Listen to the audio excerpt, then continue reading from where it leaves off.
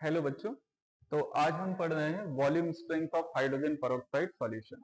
बच्चों, ये volume strength hydrogen peroxide होता क्या है? ये एक स्पेशल कॉन्सेंट्रेशन टर्म है। जैसे आपने मोलैरिटी, नॉर्मेलिटी, ग्राम पर लीटर इस टाइप के कॉन्सेंट्रेशन टर्म्स पढ़े हुए हैं, बिल्कुल वैसे ही ये एक स्पेशल कॉन्सेंट्रेशन टर्म है, हाइड्रोजन पेरोक्साइड सॉल्यूशन के लिए ही यूज होता है। एक्चुअली बच्चों क्या होता है कि हाइड्रोजन पेरोक्साइड जो होता है ये अनस्टेबल होता है, ये धीरे धीरे डिकम्पोज होता रहता है इस तरीके से वाटर और ऑक्सीजन गैस में। तो कितने litre oxygen gas STP condition पर प्रोड्यूस हो रही है 1 लीटर सॉल्यूशन से, इसको हम वॉल्यूम स्ट्रेंथ बोलते हैं। और पर्टिकुलर हाइड्रोजन पेरोक्साइड सॉल्यूशन के लिए हम वॉल्यूम स्ट्रेंथ टर्म का यूज करते हैं। तो यहाँ पर जैसे डेफिनेशन आप देख रहे हैं, अगर हम इसकी डेफिनेशन देखें तो क्या रिप्रेजेंट करता है ये? अगर आपने 1 लीटर सॉल्यूशन लिया हाइड्रोजन पेरोक्साइड का, किसी भी कॉन्सेंट्रेशन का, डेफिनेट कॉन्सेंट्रेशन का एक 1 लीटर सॉल्यूशन लिया है, तो उसकी हाइड्रोजन पेरोक्साइड कंप्लीट डिकम्पोजिशन के बाद कितने litre oxygen gas standard temperature pressure पर प्रोड्यूस करती है, that is called volume strength of hydrogen peroxide solution. आप देख रहे हैं, volume strength of hydrogen peroxide represents the volume of oxygen gas in liter that would be produced by 1 liter of hydrogen peroxide solution at standard temperature and pressure when it decompose completely।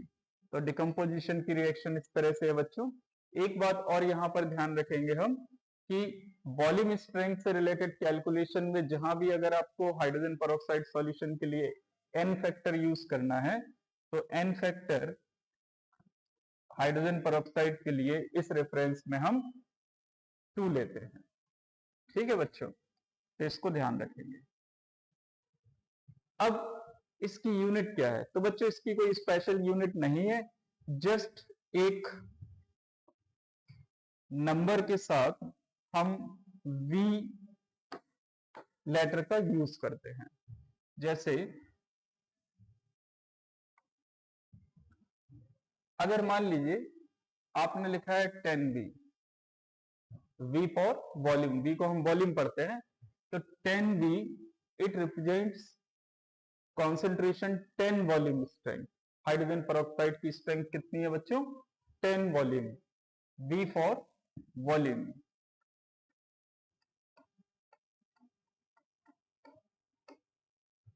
Okay, तो इस तरह से हम एक number देंगे, जो भी concentration है पर्टिकुलर कॉन्सेंट्रेशन के करस्पॉन्डिंग एक नंबर होगा, followed by the letter capital V for volume. अब इसका मीनिंग क्या है बच्चों? इसका मीनिंग क्या है? इसका मीनिंग है 1 litre of this solution of hydrogen peroxide would produce 10 liter oxygen gas at standard temperature and pressure। तो ये इसका मीनिंग है बच्चों 10 वॉल्यूम स्ट्रेंथ का। अगर हम 10 भी लिखते हैं, इसका मतलब है कि जो सॉल्यूशन आपने लिया हाइड्रोजन पेरोक्साइड का, उसका कॉन्सेंट्रेशन है 10V, और इसके 1 लीटर सॉल्यूशन से 10 litre hydrogen peroxide 10 litre oxygen gas standard temperature पर प्रोड्यूस होगी कंप्लीट डिसोसिएशन पर। ओके, इसी तरह से मान लीजिए अगर आप लिखते हैं 15 वॉल्यूम, इसका क्या मीनिंग होगा बच्चों? बताइए। It represents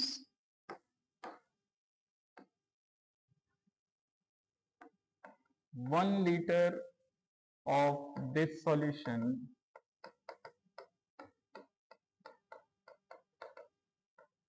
produced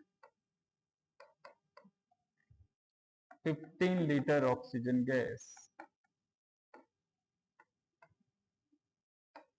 at standard temperature and pressure।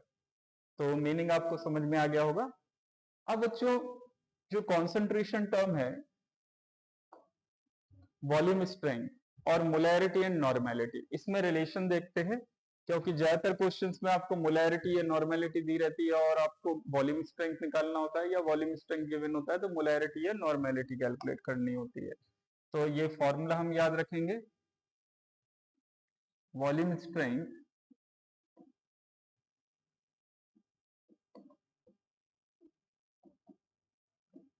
Of H2O2 X। मान लेते हैं हम कि वॉल्यूम स्ट्रेंथ X है, then molarity equal to X by 11.2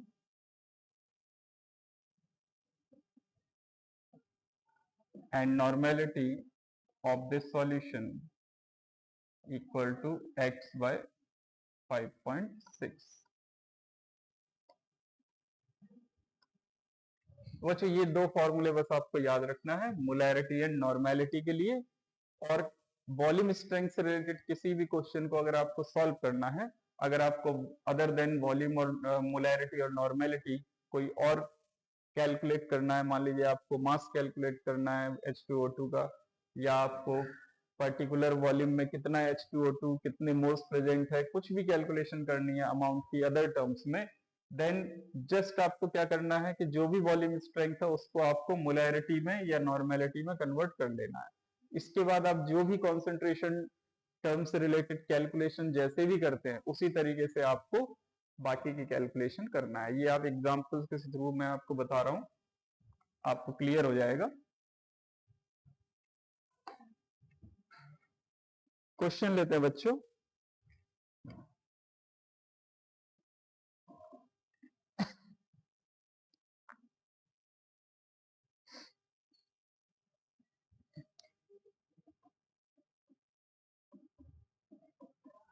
calculate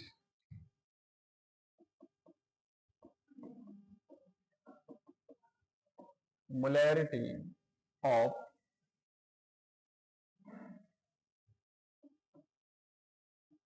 (11.2) volume H2O2 solution. 11.2 volume strength का हाइड्रोजन पेरोक्साइड सॉल्यूशन है जिसकी आपको मोलैरिटी कैलकुलेट करना है। सिंपली मोलैरिटी का फॉर्मूला यूज कीजिए, molarity equal to volume strength upon 11.2, then it is 11.2 by 11.2 equal to 1 molar. तो इस हाइड्रोजन पेरोक्साइड सॉल्यूशन की मोलैरिटी क्या होगी? 1 मोलर। बट सपोज आपको मोलैरिटी नहीं पूछा गया, आपको कुछ और कैलकुलेट करना है। मान लीजिए क्वेश्चन है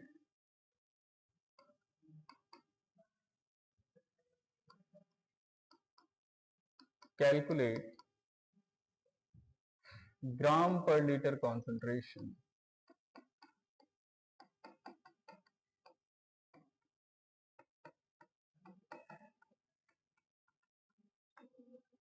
ऑफ 10 वॉल्यूम H2O2 सॉल्यूशन। तो 10 वॉल्यूम हाइड्रोजन पेरोक्साइड सॉल्यूशन का ग्राम पर लीटर कॉन्सेंट्रेशन कैलकुलेट करना है। तो बच्चों अब यहां पर आपको गिवन है वॉल्यूम स्ट्रेंथ और कैलकुलेशन करनी है ग्राम पर लीटर कॉन्सेंट्रेशन की। तो सिंपली आपको क्या करना है, आप सपोज कीजिए आपको मोलैरिटी गिवन है, ओके। तो मोलैरिटी से ग्राम पर लीटर कॉन्सेंट्रेशन आप कैसे कैलकुलेट करते हैं? आपने ये रिलेशन बिटवीन कॉन्सेंट्रेशन टर्म पढ़ा होगा, ग्राम पर लीटर कॉन्सेंट्रेशन एस से रिप्रेजेंट करते हैं, S equal to molarity into molar mass of solute. ये जो रिलेशन है बेटा ग्राम पर लीटर कॉन्सेंट्रेशन और मोलैरिटी का, यहां पर हमको मोलैरिटी की जगह क्या यूज करना है? वॉल्यूम स्ट्रेंथ के टर्म्स में मोलैरिटी का formula x by 11.2 into molar mass of solute. Solute क्या होगा यहाँ पर? Hydrogen peroxide. हाइड्रोजन पेरोक्साइड का मोलर मास कितना होता है बच्चों? 2 हाइड्रोजन एटम है इसमें एंड 2 ऑक्सीजन एटम है, इट इज 32 ग्राम पर मोल। तो यहां पर आप 34 ग्राम पर मोल है, 34 यहां पर वैल्यू रखेंगे। देन जब आप इसको सॉल्व करेंगे तो ये वैल्यू आती है अराउंड 30.36 ग्राम पर litre.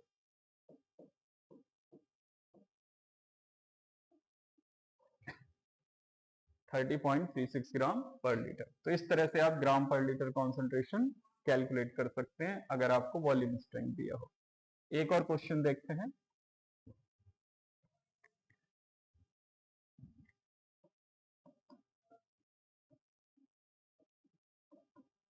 Calculate the mass of hydrogen peroxide in 10 milliliter of 20 volume hydrogen peroxide solution। तो बच्चे यहां पर आपको वॉल्यूम स्ट्रेंथ गिवन है और 10 ml 10 मिलीलीटर सॉल्यूशन में H2O2 सॉल्यूशन का मास कैलकुलेट करना है। सिंपल है, मोलैरिटी का फॉर्मूला यूज करेंगे। वॉल्यूम स्ट्रेंथ की रिलेशन से molarity equal to x by 11.2। Now आपको कैलकुलेट क्या करना है बच्चों, मोलैरिटी कैलकुलेट नहीं करना है, आपको कैलकुलेट करना है मास ऑफ हाइड्रोजन पेरोक्साइड। तो यहां पर मोलैरिटी को आप क्या लिख सकते हो, 1000 W upon molar mass into volume of solution, millilitre में लेंगे यहाँ पर, इक्वल टू x बाई 11.2। तो मोलैरिटी का फॉर्मूला आपने पढ़ा है, यहां से हम मोलैरिटी का फॉर्मूला है इसमें वैल्यू पुट अप करेंगे। 1000 W मास कैलकुलेट करना है, मॉलिक्यूलर वेट 34, कितने मिलीलीटर सॉल्यूशन में कैलकुलेशन करनी है, 10 मिलीलीटर।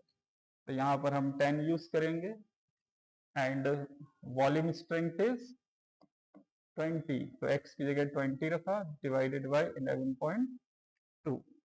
इसको सॉल्व करेंगे, देन इसको कैलकुलेट करने पर बच्चों आपको मास पता चलेगा 0.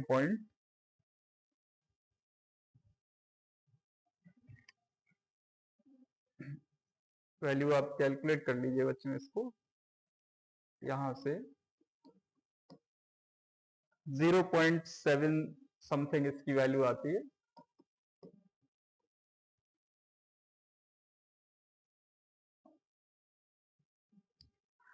अप्रोक्स। ठीक है बच्चों, तो इस तरह से आप ये कैलकुलेशंस कर सकते हैं वॉल्यूम स्ट्रेंथ से रिलेटेड। Thank you.